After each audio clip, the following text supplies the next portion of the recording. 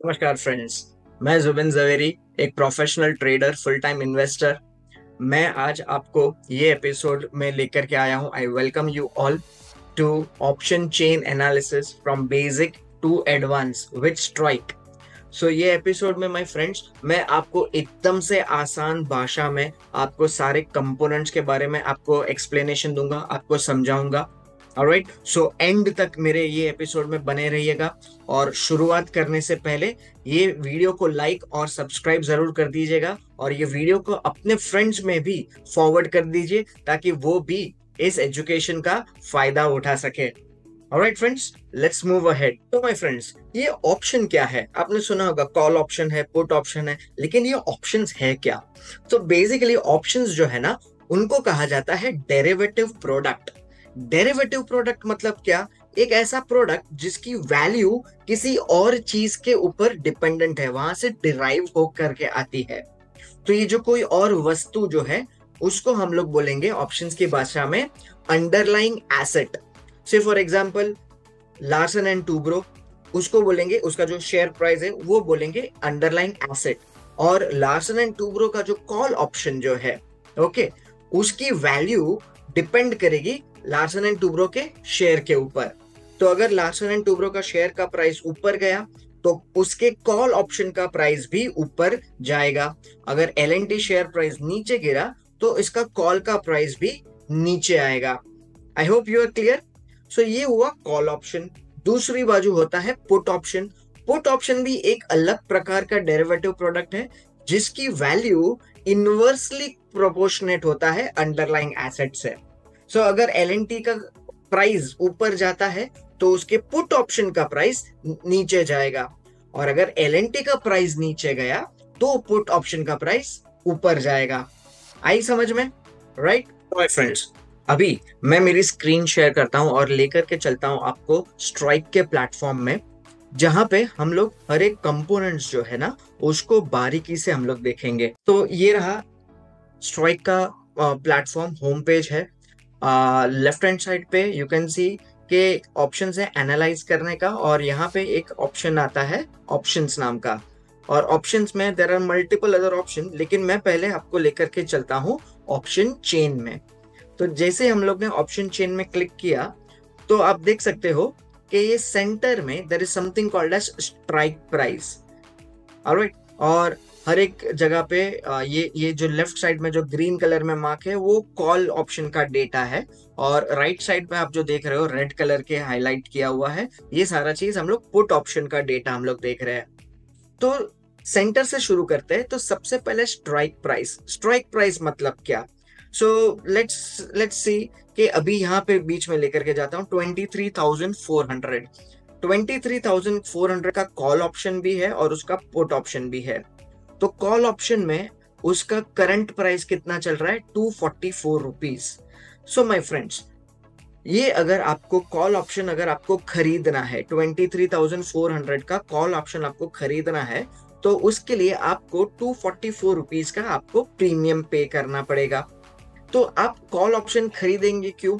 अगर आप एकदम से तेजी जाते हो, you are extremely bullish on this particular Nifty, आपको लगता है कि 23,400 के ऊपर और 23,500 और हो सकता है एक्सपायरी तक 24,000 तक भी आ सकता है, तो वो केसेस में आप निफ्टी का कॉल ऑप्शन खरीदोगे। अभी क्या प्राइस में आएगा? तो आप देख सकते हो यहाँ पे आपका आस्क प्राइस भी है और बिड प्राइस भी है। बिड प्राइस मतलब 243.7 में करंटली कोई बायर खड़ा है, उसको ये भाव में बाई करना है। अगर तो सेलर क्या करेगा? सेलर ऑफर करेगा, उसको आस्क प्राइस भी बोलते हैं। तो 244 का हो गया आस्क प्राइस। सो अगर आपको इमीडिएटली अगर बाई करना है तो आपका 244 रुपीज में आपका ये कॉल ऑप्शन बाई हो जाएगा।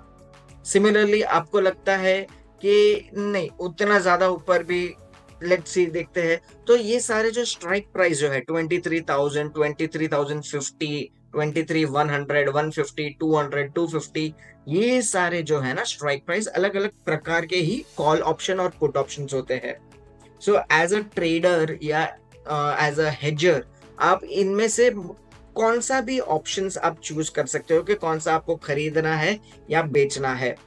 सो अगर आपको 23,000 का कॉल ऑप्शन अगर आपको खरीदना है तो उसका प्राइस, बिड प्राइस क्या है 459.40 और 460.25 में करंटली आप खरीद पाओगे। करेक्ट।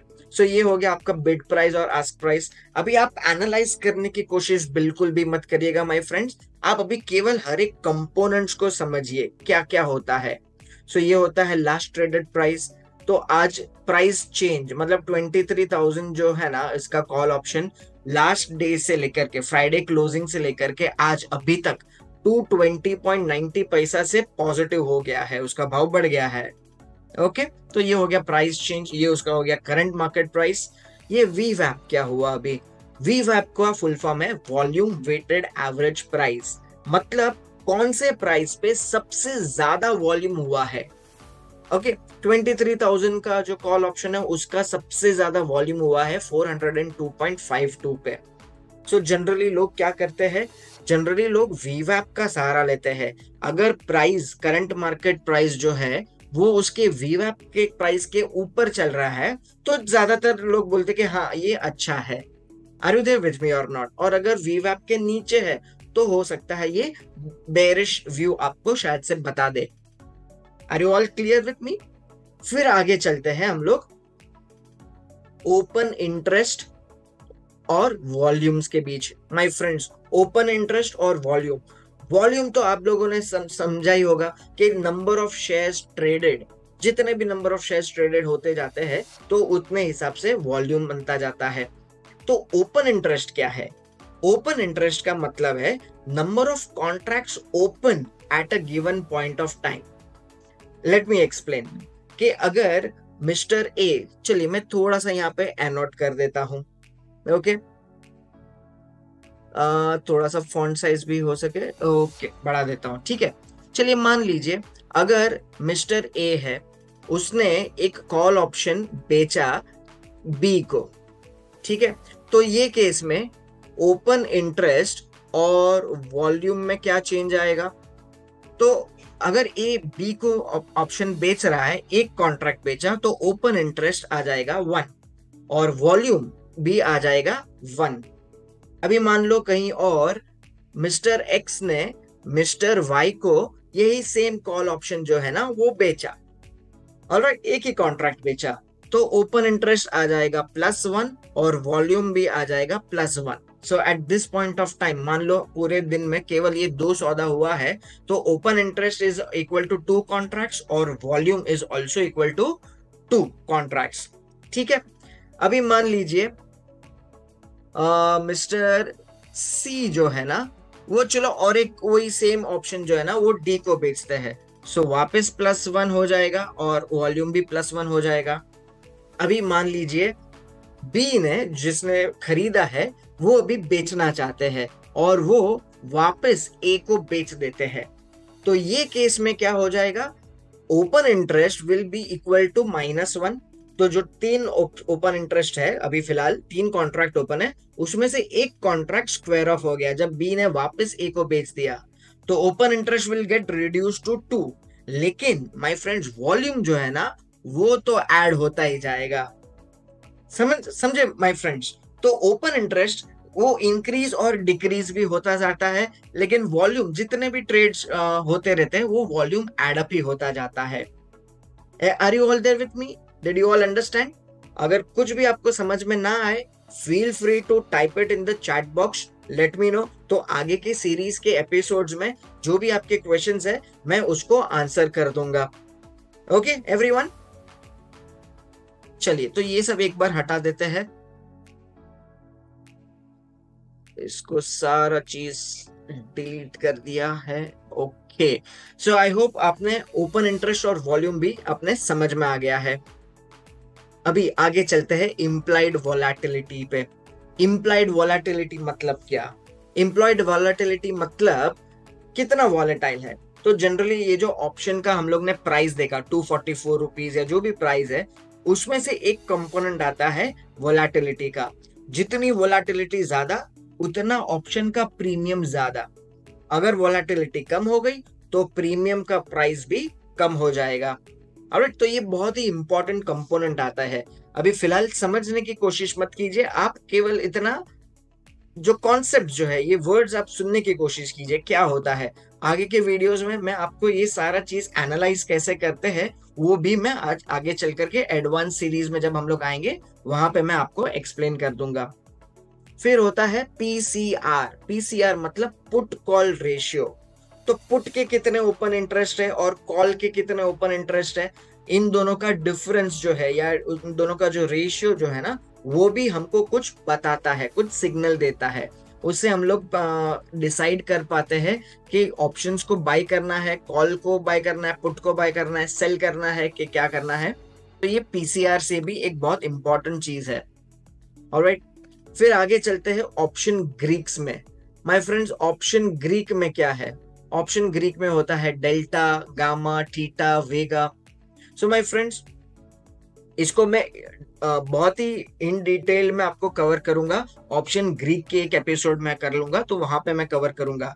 लेकिन अभी फिलहाल के लिए अगर आपको समझना है डेल्टा, तो ऑप्शन का प्राइस किस हद से ऊपर नीचे जाएगा तो वो आपको डेल्टा समझाएगा। से फॉर एग्जांपल यहाँ पे डेल्टा है 0.66, तो अगर इसका अंडरलाइंग एसेट का प्राइस अगर 1 रुपए से ऊपर गया तो वो ऑप्शन का प्राइस जो है ना वो 66 पैसे से ऊपर जाएगा। Are you understanding? और वाइस वर्सा, अगर अंडरलाइंग एसेट का प्राइस कम होता है तो डेल्टा 0.66 है, इसका मतलब ये है कि वो ऑप्शन का जो प्रीमियम जो है ना वो 66 पैसा से कम हो जाएगा। ओके, सिमिलरली गामा, गामा भी बताता है, गामा बताता है कि डेल्टा में कैसे चेंज आएगा। थीटा जो है वो बताता है time value. Basically my friends, कोई भी ऑप्शन का है ना एक एक्सपायरी डेट होता है।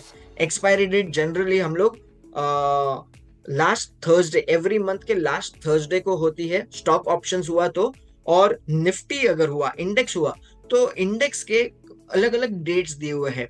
फॉर एग्जांपल निफ्टी जो है ना उसका वीकली एक्सपायरी भी होता है, तो वो एवरी थर्सडे होता है, और मंथली सीरीज में भी होता है वो लास्ट थर्सडे को होता है। ऑलराइट, तो जैसे जैसे ये ऑप्शन अपने एक्सपायरी के पास आता है, एक्सपायरी पे आ गया मतलब वो ऑप्शन खत्म हो जाएगा। ये वर्ड एक्सपायरी का मतलब आप समझते हो ना, खत्म हो गया, एक्सपायर हो गया ये कॉन्ट्रैक्ट। तो जैसे जैसे कॉन्ट्रैक्ट अपने एक्सपायरी डेट के पास आता जाता है, उसका प्रीमियम का वैल्यू में जो एक टाइम वैल्यू जो है कंपोनेंट है वो कम होता जाता है, तो उसको बोलते हैं थीटा डीके।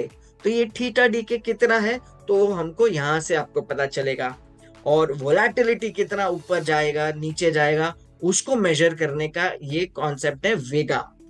ऑलराइट, तो ये सब में मिल करके हम लोग देखते हैं कि कोई भी ऑप्शन में लॉन्ग बिल्टअप हो रहा है, मतलब उसमें बाइंग हो रहा है, कि वो लॉन्ग अनवाइंड हो रहा है, मतलब पहले लॉन्ग हुआ था उसको अभी सब लोग स्क्वायर ऑफ कर रहे हैं। तो ये ऑप्शन के ओपन इंटरेस्ट डेटा से हमको पता चलता है। दूसरी बाजू शॉर्ट बिल्टअप हो रहा है कि नहीं हो रहा है, या शॉर्ट कवरिंग हो रहा है कि नहीं हो रहा है। तो ये सारा चीज हम लोग ने अभी जो दिखाया यहाँ पे, ये सब सारा चीज एनालाइज किया, उसके बेसिस पे हमको पता चलता है। Are you all there with me और नॉट? तो माय फ्रेंड्स, आशा है कि आपको मेरा एक्सप्लेनेशन आसानी से समझ में आ गया हो। अभी ये तो शुरुआत है माय फ्रेंड्स। अगले एपिसोड में मैं आपको थोड़ा डिटेल में बताऊंगा कॉल और पुट ऑप्शन के बारे में, कि buyer of a call option और seller of a call option, buyer of a put option, seller of a put option, इन लोग का क्या मीनिंग होता है, उनका पे ऑफ प्रोफाइल क्या होता है। तो थोड़ा सा मैं डीप डाइव करूंगा।